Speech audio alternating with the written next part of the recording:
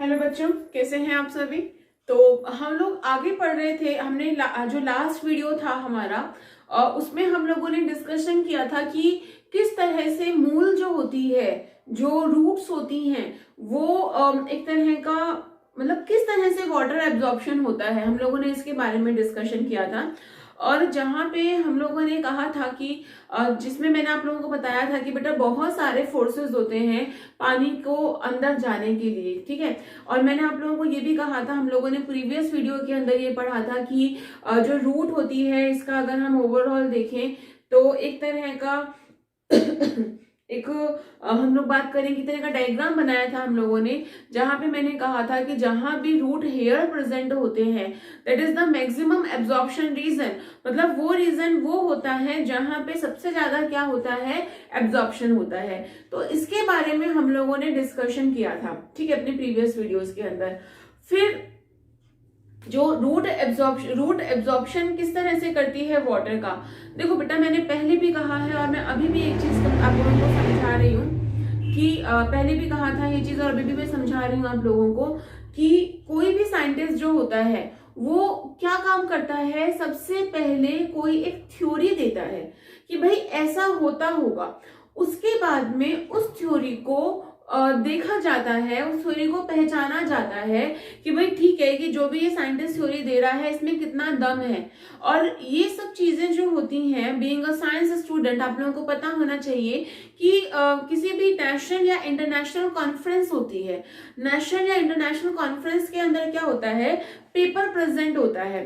Paper का मतलब होता है कि जैसे कि मान लो कि मैंने 2-3 साल तक एक काम किया है, ठीक है, और भले ही मुझे फंड मिले चाहे ना मिले, और मैंने वो काम किया है और उस पेपर को जो भी मेरा रिजल्ट रहेगा उस रिजल्ट को मैं आगे एक्सप्लेन करूंगी, ठीक है। इसी चीज को बोलते हैं पेपर का प्रेजेंट करना, ठीक है, पेपर प्रेजेंटेशन बोलना कहते हैं इसको।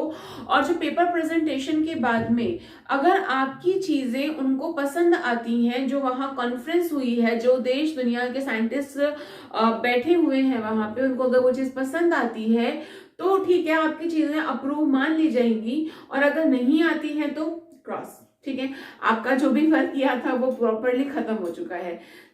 ऐसे ही यहाँ पे बहुत सारी थ्योरीज दी गई, जिसके अंदर पहला था आपका वाइटल थ्योरीज, जहां पे एक नॉर्मल हम बोलते हैं कि भाई जो एक जीवित कोशिकाएं हैं, ठीक है, वो क्या लगा रही हैं, एक तरह का फोर्स लगा रही हैं, एक तरह का प्रेशर लगा रही हैं, जिसकी वजह से, ठीक है, क्या हो रहा है, जिसकी वजह से पानी जो है वो कहाँ जा रहा है, मूवमेंट कर रहा है, पानी जो है वो आगे की तरफ क्या कर रहा है, जा रहा है। इसी वजह से यहाँ पे क्या होता है, इसी थ्योरी को हम वाइटल थ्योरी बोलते हैं।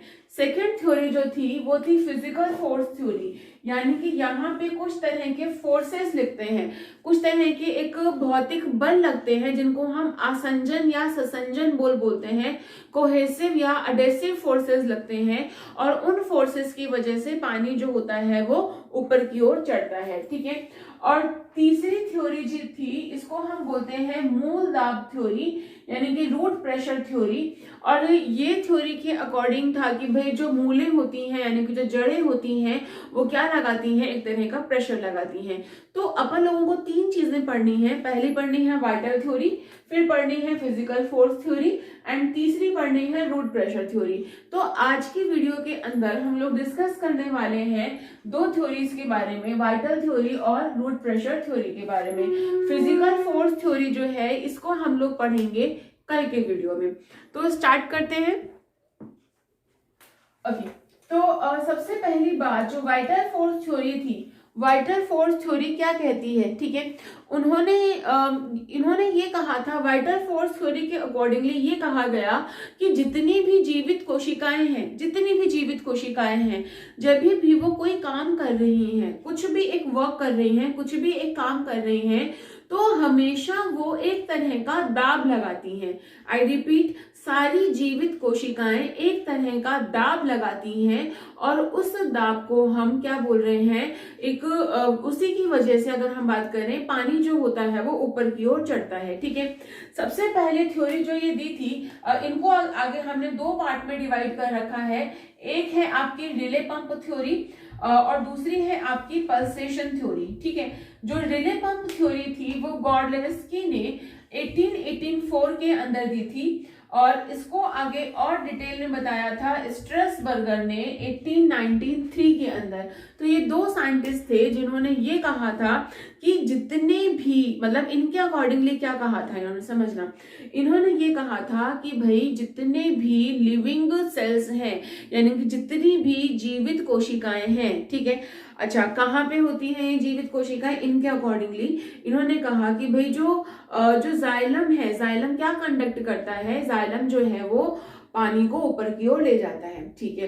अब यहाँ पे इसके अंदर ऑस्मोटिक प्रेशर में चेंज आता है, यानी कि जो परासरण दाब है उस परासरण दाब में चेंज आने की वजह से पानी जो है वो अपनी अधिक सांद्रता से कम सांद्रता की ओर, यानी कि अपने हाई कंसंट्रेशन से लोअर कंसंट्रेशन की ओर मूवमेंट करता है। तो इतनी बात आप लोगों को समझ में आ गई होगी। मैं दोबारा से बोल रही हूँ, आप लोगों को दोबारा से सुनिएगा। मैंने क्या कहा कि वाइटल थ्योरी दी गई थी गॉर्डलेवस्की ने 1884 के अंदर और स्ट्रासबर्गर ने 1893 के अंदर।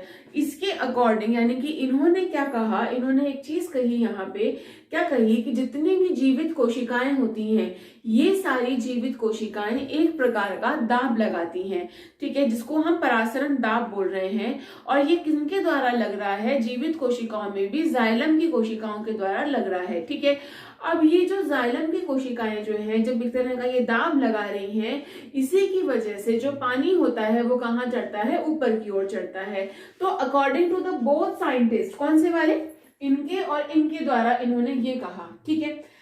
अच्छा, अब ये थ्योरी आ गई, समझ ली लोगों ने, ठीक है, कोई बात नहीं, है ना। अब उन्होंने ये कहा था कि जो स्ट्रासबर्गर थे, यानी कि जो ये बर्गर भाई साहब थे, इन्होंने स्ट्रासबर्गर भाई साहब थे, इन्होंने क्या कहा? इन्होंने ये कहा कि भाई अगर हम पौधे को कोई पॉइजन दे दें, कोई जहर दे दें, तो पौधा तो पिटा उसको भी अपटेक कर लेगा। उसे क्या पता कि वो पानी है या फिर वो पॉइजन है, उसका काम है अपटेक करने का। तो उन्होंने इस चीज को प्रूव किया था कि भाई देखो, कोशिकाएं जो है वो क्या कर रही हैं? अपटेक कर रही हैं। कोशिकाएं जो है वो क्या कर रही हैं?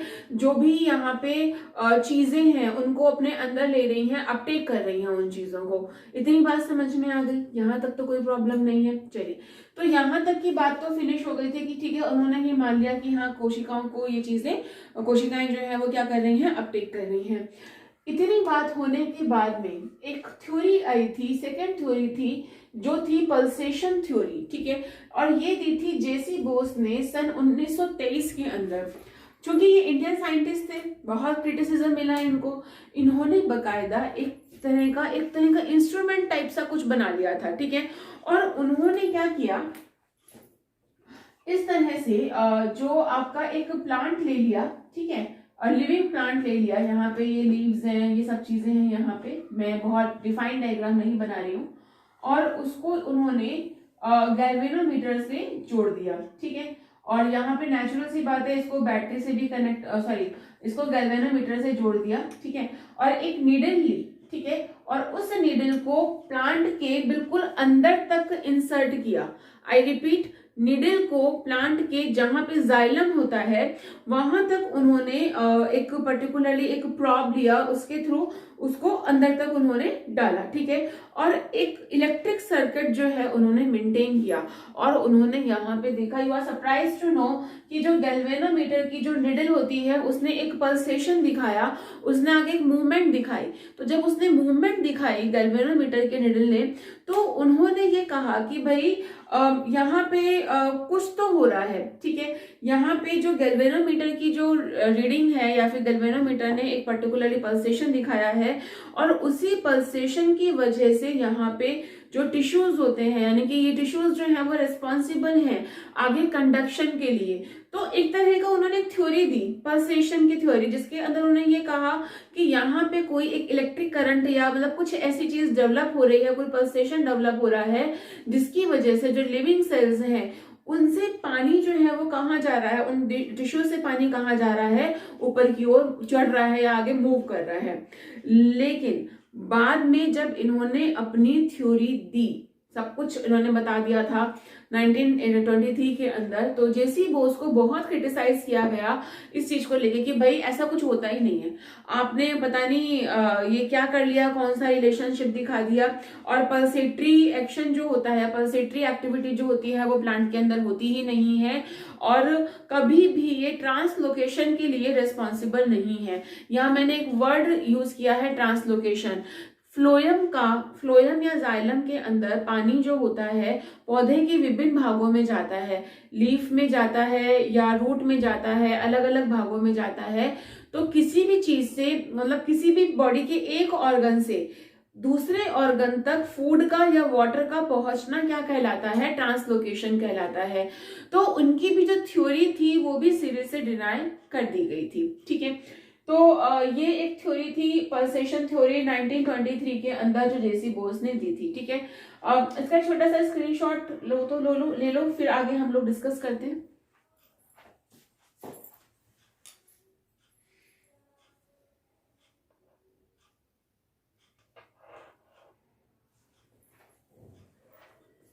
बच्चों आपने पहले वाले का स्क्रीनशॉट ले लिया होगा। ध्यान रखना, जब भी मैं स्क्रीनशॉट लेने को बोलती हूँ तो मेरा मतलब वहां पे ये होता है कि ये एक इंपॉर्टेंट पॉइंट है कि किसने क्या चीज दी है, और आप इसको फटाफट से नोट डाउन करते रहो। ठीक है, तो उससे क्या होगा कि आप लोगों के एक फुटनोट्स बन जाएंगे। जब भी टीचर आपको क्लास में पढ़ाता है तो एक ओपन बुक लो, जहां पे आपको जो भी लगता है कि टीचर ने इंपॉर्टेंट चीज बोली है उसको हाथों हाथ लिख लो।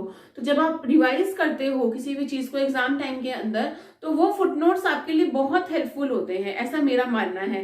क्योंकि फुटनोट्स में हमको वो सारी मेमोरीज रिकॉल होती हैं जब टीचर ने हमको वो चीज पढ़ाई होती है, तो इसीलिए फुटनोट्स बहुत इंपॉर्टेंट होते हैं। सो नेक्स्ट हम लोग बात करते हैं, यहाँ पे मैंने आपसे पहले बात करी थी वाइटल थ्योरी के बारे में, जहां पे जिसने फर्स्ट जो दी थी वो था आपका रिले पंप थ्योरी, और सेकंड जो थी वो आपकी पल्सेशन थ्योरी के बारे में हम लोगों ने डिस्कशन किया था। नेक्स्ट हम लोग बात करने वाले हैं जो अपनी रूट प्रेशर थ्योरी है। अच्छा, इसके बीच में एक थ्योरी और है जिसको मैंने कहा था फिजिकल फोर्स थ्योरी। ये बहुत इंपॉर्टेंट थ्योरी है, और इसी थ्योरी के अकॉर्डिंगली ही हम मानते हैं कि भाई ऐसा ही होता होगा। मतलब कि जो एग्जैक्टली रूट से एब्जॉर्प्शन होता है प्लांट्स, जो एक्चुअली रूट जो प्रेशर लगाती हैं या जो भी चीजें होती हैं, इसी तरह से पानी जैसे ऊपर जाता है, उसके लिए सबसे ज्यादा जो मानी गई थ्योरी है वो आपकी फिजिकल थ्योरी है, भौतिक बलों वाली थ्योरी है। तो इससे पहले हम लोग पढ़ते हैं रूट प्रेशर थ्योरी के बारे में। तो भाई स्टॉकिंग ने 1956 के अंदर उन्होंने भी एक्सपेरिमेंट किया। ठीक है, तो उन्होंने जो एक्सपेरिमेंट किया उसके अकॉर्डिंगली उन्होंने यहाँ पे एक मीटर बना दिया जिसको हम बोलते हैं मर्क्यूरी मैनोमीटर।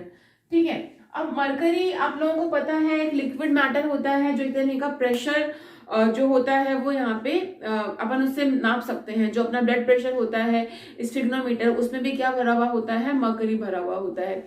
सो ओवरऑल यहाँ पे एक उन्होंने पॉट लिया।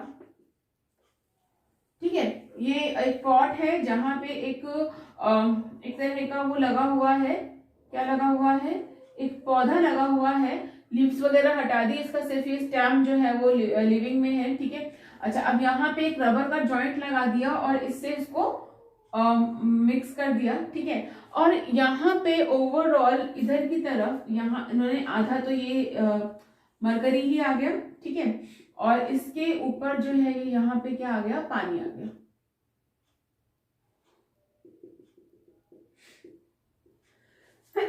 Sorry, extremely sorry.